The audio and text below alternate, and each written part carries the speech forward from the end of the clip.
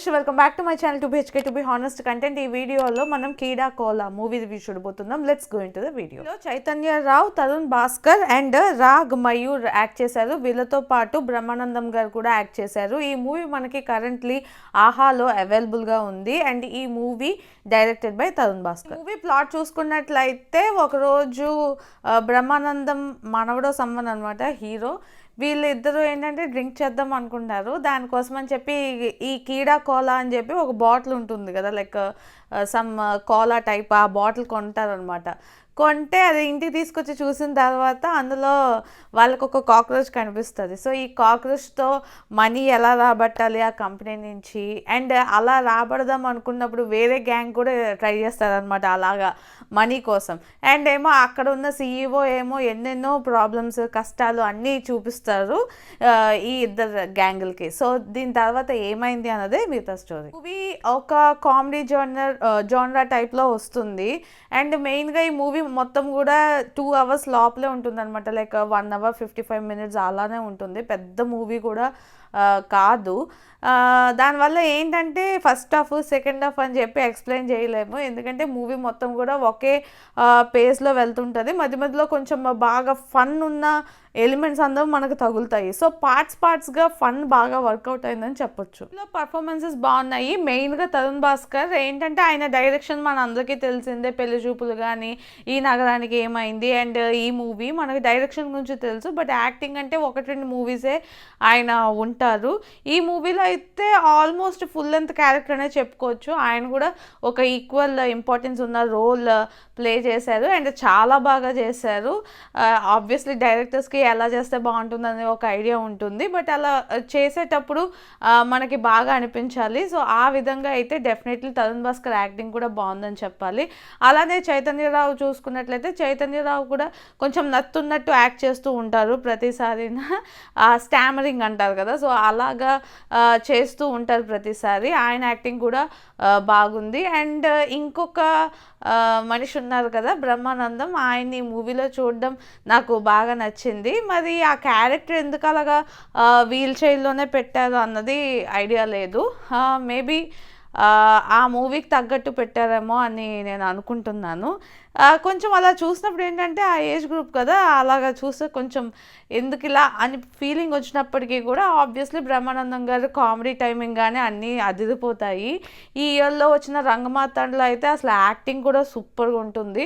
So అదే range అని నేను చెప్పను, ఎందుకంటే ఇందులోని అంత ఎమోషనల్ డైలాగ్స్ కానీ ఈయనకంటూ 100% ఇంపార్టెన్స్ ఉన్న రోల్ కానీ లేదు. బట్ ఆయనకి ఇచ్చిన రోల్ వరకు బాగానే చేశారు. డైరెక్ట్ చేసింది తరుణ్ భాస్కర్. కొన్ని పార్ట్స్లో అయితే చాలా వర్కౌట్ అయ్యింది మూవీ. మనకి కొన్ని మూవీస్ చూస్తే ఏంటంటే ఫస్ట్ టైం అంతగా ఇంపాక్ట్ క్రియేట్ చేయవు, కానీ సెకండ్ టైం థర్డ్ టైం అలాగా క్యాజువల్గా చూసినప్పుడు మనకు నచ్చుతాయి. ఆబ్వియస్లీ ప్రీవియస్లో చేసిన ఈ నగరానికి ఏమైంది కూడా కొంతమందికి స్టార్టింగ్లో ఇదే మూవీ అనిపించినప్పటికీ కూడా తర్వాత నచ్చుతుంది. సో అలాంటి కాన్సెప్ట్ ఈ మూవీ అని నాకు అనిపించింది, ఎందుకంటే మధ్య మధ్యలో చాలా ఫన్ ఎలిమెంట్స్ ఉంటాయి అన్నమాట. ఆల్మోస్ట్ ఆ సిచ్యువేషన్కి తగ్గట్టు కొన్ని ఫన్ అన్నది జనరేట్ చేస్తూ ఉంటారు. ఆ ఫన్ వల్ల ఏంటంటే మూవీ మొత్తం బాగుంది అన్న ఫీలింగ్ వస్తుంది. సో డెఫినెట్లీ అలాంటి ఫన్ క్రియేట్ చేయగల టాలెంట్ తరుణ్ భాస్కర్కి ఉంది. సో ఆ రైటింగ్ అండ్ డైరెక్షన్ నాకైతే నచ్చింది. తమిళ మూవీ ఉంది, 3 friends ఉంటారు. మూవీ నేమ్ ఏంటంటే జిల్ జాంగ్ జక్ అనమాట. అందులో సిద్ధార్థ వన్ ఆఫ్ ద లీడ్గా చేశారు. ఆ మూవీ చూసుకున్నట్లయితే సేమ్ ఈ టైప్ ఆఫ్ కామెడీయే ఉంటుందన్నమాట. అది సడన్గా ఆ సిచ్యువేషన్కి తగ్గట్టు చాలా న్యాచురల్గా వస్తుంది. మనకి ఎక్కడ కూడా ఎక్కడి నుంచో బయట నుంచి తీసుకొచ్చి పెడుతున్నారు ఆ కామెడీని. కొన్ని మూవీస్లో అలా అతికినట్టు ఉంటాయి కదా, సో అలాంటి కామెడీ కాకుండా ఆ సిచ్యువేషన్కి తగ్గట్టు అండ్ ఆ జాలీ టైప్ ఆఫ్ వైబ్స్ క్రియేట్ చేసే టైప్ ఆఫ్ కామెడీ ఈ మూవీలో కూడా ఉంది. సో నాకైతే ఈ మూవీ చూసినప్పుడు ఆ మూవీ గుర్తొచ్చింది అనమాట. కాన్సెప్ట్ వైజ్ చూసుకున్నట్లే కొంచెం సిమిలర్గా ఉంటుంది.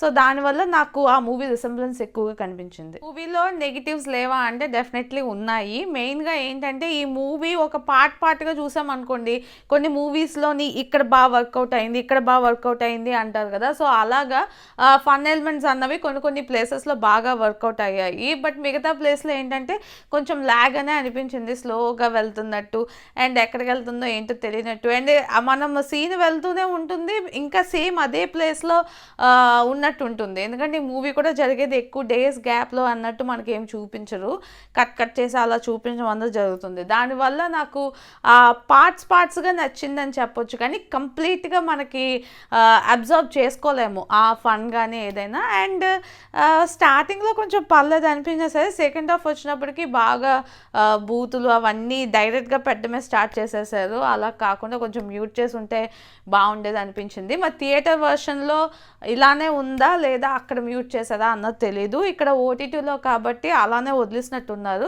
అది కొంచెం నాకు నచ్చలేదు, నాకు బేసిక్గా నచ్చదు.